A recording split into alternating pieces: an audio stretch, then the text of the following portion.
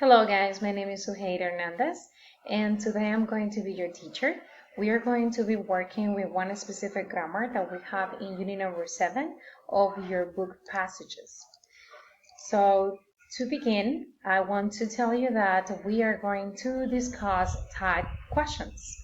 And maybe it's not the first time that you heard about this grammar, but you will see that it's something pretty simple. So let's take a look at these examples. In this first conversation, we have a hairdresser and also we have a customer. The hairdresser is asking a specific question, which is, this isn't too hot, is it?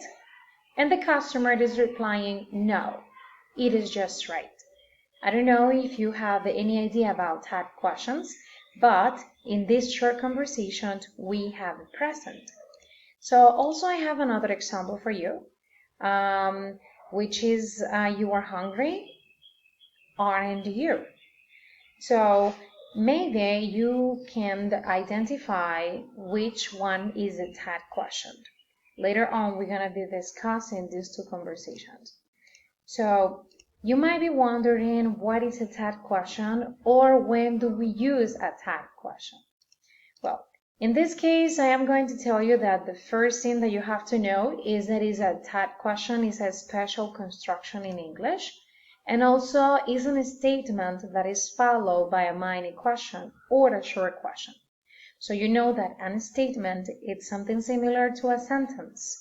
So we have a sentence next to a short question.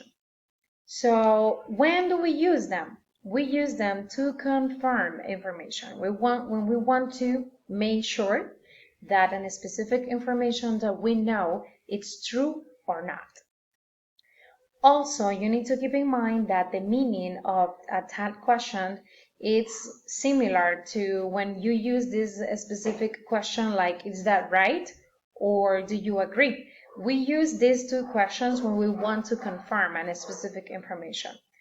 I have to tell you that the type questions are not just only used to confirm a specific information. Today I'm going to explain you another use that you can give to the type questions. So the first use is just to confirm information, as we mentioned before. So now I want you to take 30 seconds to try to identify in these conversations that we saw before. Try to identify the type question. Where is it present? Take 5 seconds and try to find the type question in the first part. This isn't too hot, is it? Can you identify the type question? Okay, so let's continue with the second conversation. I'm going to give you 5 seconds again so you can check the type question.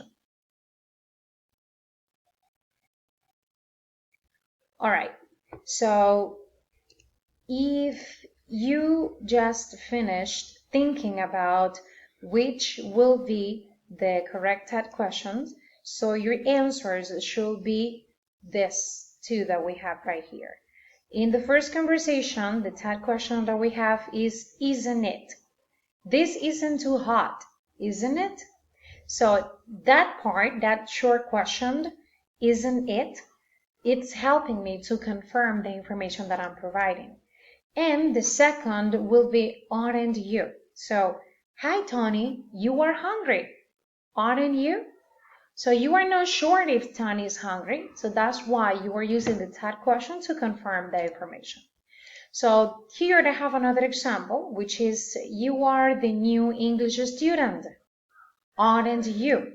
So what happened here in the first part, in the statement, is that this information is the one that I have, but I am not 100% sure about it. So what I am going to do, I am going to use a type question to confirm the information. So it's pretty simple. I have here some examples for you. For example, she is a good student, and you are using a type question here, isn't she? We have good friends, that's a statement, a positive statement, and the third question, don't we? And also we have, you have been in England, haven't you? So as you can see, you can use that question with all tenses. In the first part, I'm using the simple present of the verb be. Is, she is a good student. I'm using the auxiliary be, is. So the that question is going to be used with the same auxiliary. So in the second example, we have good friends. This is a simple present sentence. And as you know, for simple present statements, we use the auxiliary do for negative and for questions. So in this case, I need to use my auxiliary do to formulate the that question. And in the third example, I'm using the present perfect. You have been in England. What is my auxiliary? The verb have. So I'm going to use haven't you. So it's very important that you identify the correct auxiliary, because it's the auxiliary that you are going to be using to formulate the tag questions. So here I'm going to give you 30 seconds so you can think about what would be the correct tag question for this positive statement. Coca-Cola is the best soda ever. So take 30 seconds to think. What is the tag question?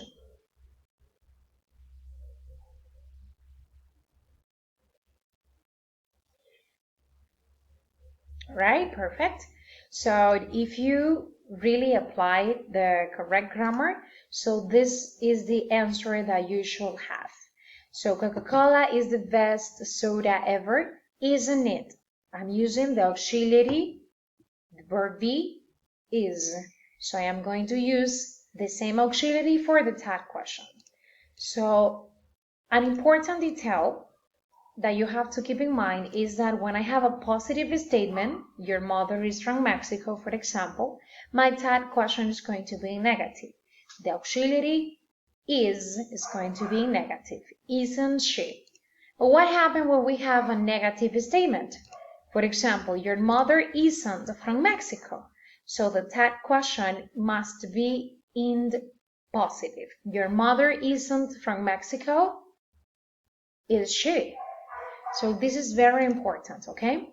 So the second use that we are going to see today about that question is to offer an opinion or invite someone to react about a specific statement or a specific fact.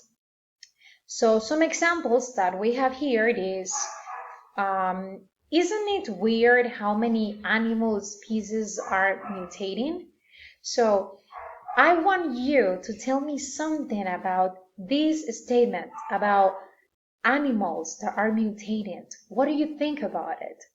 Okay, I'm inviting you, I'm offering you to give a specific opinion about the information that I'm sharing with you. The second example, doesn't it seems like kids spend too much time in front of that TV? I want to opinion to me about that kids spend too much time in front of the TV. What do you think about it? So as you see here, we can use different auxiliaries. In the first example, I'm using the auxiliary be, but in the second, I'm using the auxiliary do. And in the third one, I'm using would, which is an auxiliary as well. And here I'm using should. Okay, so it depends on the idea that you want to transmit. Also, the last example that you have here is, don't you think that there are lots of people unemployed? So here, don't you think, it's like a task question, but also it's like a common expression that most of the time we use when we want another person to give us an opinion about a specific idea. So keep in mind that you can use the task question in the beginning of the question, or you can also use it at the end. When you are using the task question in the beginning, remember that you don't use the question mark. You use it at the end, okay? So on page 59 in your book, you can check this grammar. And also here, I have for you a link that you can use to practice. So thank you so much for watching. I hope this video helped you a little bit. If you have any question, don't hesitate on getting in contact with your teacher. If I'm your teacher in this case, so you know that you can get in contact with me at any time. Thank you so much.